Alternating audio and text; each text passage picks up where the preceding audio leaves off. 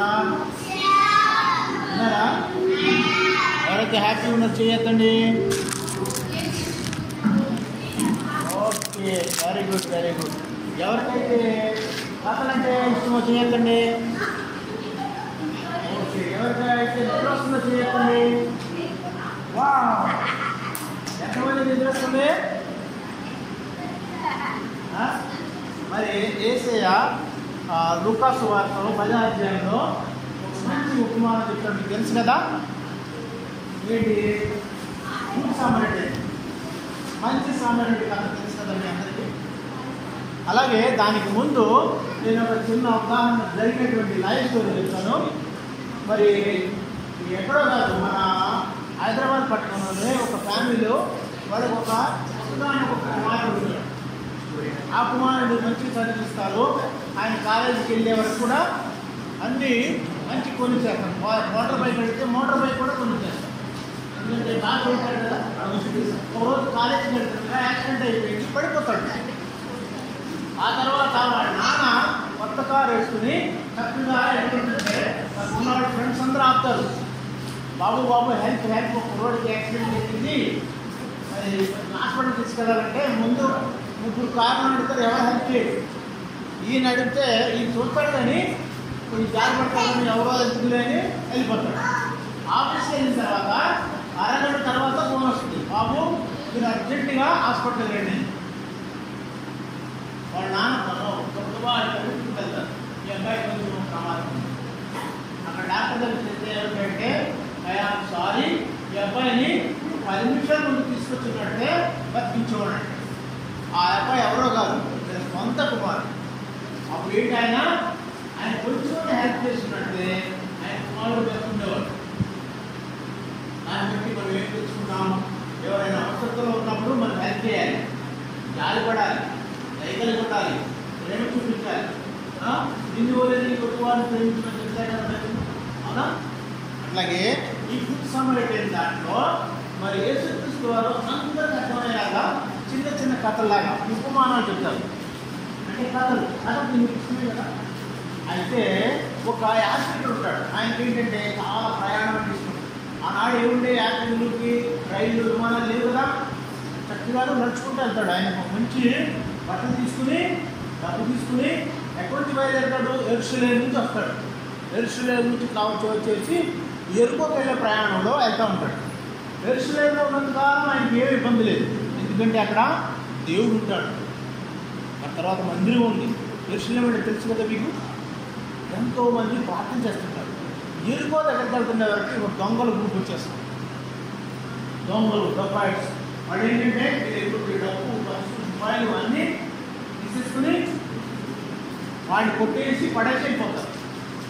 అందుకనే ఇట్లా వస్తాడు అనుకోండి, ఈయన ఒక యాత్రికుడు, ఇలా దొంగలు వస్తారు. ఇద్దరు వచ్చేసి వీడిని బాగా కొట్టేస్తారు. కొట్టేసి వీడిని ఇట్లా పడేసి వెళ్ళిపోతారు. ఇదే దారిలో ఇక్కడ పడిపోయి ఉంటాడు ఈయన. ఎవరు? ఒక యాత్రికుడు. అప్పుడు ఒక ఇటు నుంచి దారి నుంచి వస్తాడు, యాజకుడు వస్తాడు. ఆయన ధర్మశాస్త్రం తెలిసినట్టు వాతావరణం యాజకుడు. మరి ఆయనకి ఏమన్నా కొంచెం సహాయం చేయాలి కదా. మెల్లగా వస్తాడు, చూస్తాడు, చూసి అయ్యో పడిపోయి ఉన్నాడే అనుకుని ఈ దారిని పక్క దారిని వెళ్ళిపోతాడు. ఏమి హెల్ప్ చేయడు, ఏమి సహాయం చేయడు, అయ్యో అని కూడా అనడు. తర్వాత ఒక లేవీడు వస్తాడు. లేవీడు కూడా వచ్చి అదే దారిలో చూస్తాడు, అయ్యో పడిపోయి ఉన్నాడే అని ఏమైనా హెల్ప్ చేయాలా, చేయకుండా అతను కూడా వెళ్ళిపోతాడు. తర్వాత ఒక దేవుడు నమ్ముకున్నటువంటి క్రైస్తవుని బిడ్డ సమరయుడు పేదవాడైనటువంటి వాడు వస్తాడు. వచ్చేసి చూసేసి ఆయన చూసి అయ్యో పడిపోయాడని ఆయన మీద జాలిపడి ప్రేమ కలిగి ఆయన యొక్క కట్లు రక్తము అంతా తుడిచేసి శుభ్రంగా కట్లు కట్టి నూనె రాసి ఆయన చక్కగా తీసుకెళ్తాడు. ఒక ఇంటికి తీసుకెళ్ళి జాలిపడి, ఇక్కడ పూటగొడ్డు ఇల్లు ఉంటుంది, ఒక హాస్పిటల్ అనుకోండి లేదా హోటల్ అనుకోండి, అక్కడ ఆయనతో ఉండి ఆయనకంత సేవ చేస్తాడు. ఎందుకు చేస్తాడంటే ఆయన దేవుడు తెలుసుకున్నాడు. జాలి గలవాడు, దయ గలవాడు, ప్రేమ గలవాడు, ఇతరుల ఏడా ఆయనకి ఎంతో మక్కువ. ఆయన దేవుడిని నమ్ముకున్నాడు కాబట్టి నిన్ను వల్ల నీ పొరుగు వారిని ప్రేమించమంటారు కదా. అలా కూడా మీరు స్కూల్కి వెళ్ళే దాంట్లో ఎవరైనా పడిపోయినట్టు మీరు హెల్ప్ చేయాలి కదా, చేస్తారా? ఎవరైనా పడిపోయాను, అయ్యో పడిపోయారని అది తీసి అది బ్యాగ్ తీసి బాక్స్ తీసి అవసరమైతే ఆయన కొంచెం కట్లు కట్టి తీసుకెళ్ళాలి కదా, అలా చేయాలి. చేస్తేనే రేపొద్దు నువ్వు పడిపోయినా కానీ ఎవరైనా హెల్ప్ చేస్తారు. పై నుంచి వేసే చూస్తూ ఉంటాడు, ఇది ఎవరు మంచి ప్రేమ కలిగి ఉన్నారు, ఎవరు జాలి కలిగి ఉన్నారు, ఎవరు దయ కలిగి ఉన్నారు, వాళ్ళ ఎడల నేను కూడా దయ కలిగి ఉంటాను. అందుకనే ఈ గుడ్ సమరిటన్ ఏం చేస్తాడు, ఇది తీసుకెళ్ళి శుభ్రంగా ఆయన సేవ చేసి ఆయన కట్లు కట్టి తర్వాత అక్కడ కుటుంబ ఇంట్లో కొంత డబ్బులు ఇస్తారు. ఆనాడు 2 దినాలు అంటే చాలా ఎక్కువ డబ్బులు ఇచ్చేసి ఆడుతూ అంటాడు, అయ్యా నేను ప్రయాణం మీద వెళ్తున్నాను, మళ్ళీ తిరిగి వచ్చే వరకు కూడాను ఇది జాగ్రత్తగా చూడండి, చూసి ఆయన ఏ కావాలో చూడండి, మళ్ళీ వచ్చినప్పుడు నేను ఇంకా ఖర్చు కూడా నేను ఇస్తాను అని ఆయన చెప్పి ఈయన సేవ చేసి ఒక రోజంతా ఉంటాడు. ఎవరైనా ఉంటారని ఎట్లా సొంత తండ్రి రోడ్డు మీద పడిపోతే ఎవరో కుర్రోళ్ళు అనుకుని ఆయన ఇట్లా పడిపోయి ఉంటాడు. మొక్కుకోవాలి కనీసం ఆయన చూడలేదు, పలకరించలేదు, మాట్లాడలేదు, అయ్యో పాపం జరుగుతుంది జాగ్రత్తలేదు.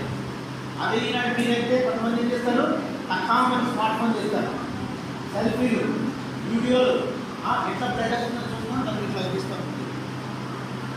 అవి చేయకండి. స్మార్ట్ ఫోన్ ఉందంటే దానికి మంచి మార్గం ఉపయోగించుకోండి.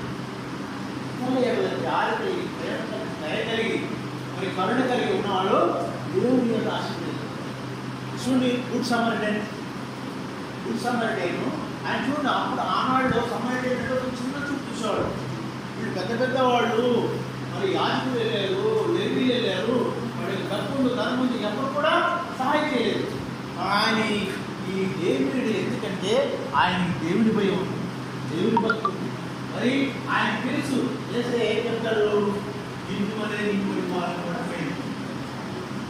సరేనా, నీకు ఏమైనా లేకపోతే ఆ పట్టుకోవడానికి అడుగు ఇవ్వు, వాళ్ళ సహాయం కావాలంటే సహాయం చేయి. ఎందుకంటే ఏసీ చెప్పాడు కదా, ఏసీ చెప్పిన మాట వింటే మనకు కూడా ఎన్నో బ్లెస్సింగ్స్ ఇస్తుంది.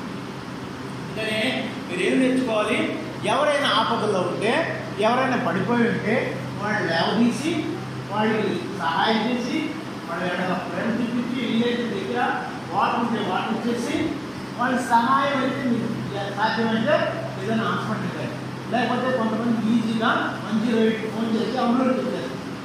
అంబులెన్స్ వచ్చేస్తే వాళ్ళకి తీసుకెళ్ళిపోయి వాళ్ళకి అనేటువంటి పని చేశారు. అందుకనే మీరు మీ స్కూల్కి వెళ్ళేటప్పుడు కానీ కాలేజీకి వెళ్ళేటప్పుడు కానీ ఎవరికైనా ఏమైనా ప్రమాదం జరిగితే అలా చూసి అడగండి, వాళ్ళకి జాగ్రత్త సహాయం తీసుకుని వాళ్ళకి సహాయం చేయండి. అందుకనే యేసయ్య చెప్పినట్టు మనం కూడా ఈ గుడ్ సమరిటన్ స్టోరీలో కొన్ని విషయాలు నేర్చుకోవచ్చు. ఎందుకంటే ఆనాడు యేసయ్య మనకి అందరికీ అర్థమయ్యేలాగా చిన్న చిన్న ఉపమానాలు చెప్తారు. అలాగే ఈరోజు అలాంటి ఎన్నో జరుగుతుంది. కాబట్టి ఈ యొక్క పాట యొక్క సారాంశం ఏంటంటే, మీరు ఇతరులు ఎలా ప్రేమ కలిగి జాలి కలిగి మరి నిన్ను నువ్వు ప్రేమించుకున్నట్టుగానే ఇంకొకరి వారు కూడా ప్రేమించాలి. ఓకేనా? మరి మనం ఎప్పుడు కూడా ప్రేమ కలిగి ఉండాలి, డిసిప్లిన్ ఉండాలి. మరి స్కూల్కి వెళ్తాక స్కూల్కి వెళ్ళే సమయంలో సాధ్యమైతే మీకు అవసరమైతే ఎవరైనా వస్తే సహాయం చేయండి. ఓకే, మీ అందరు గుడ్ సమరిటన్లో ఉంటారా? Very good. అందరూ హల్లెలూయా చెప్పండి.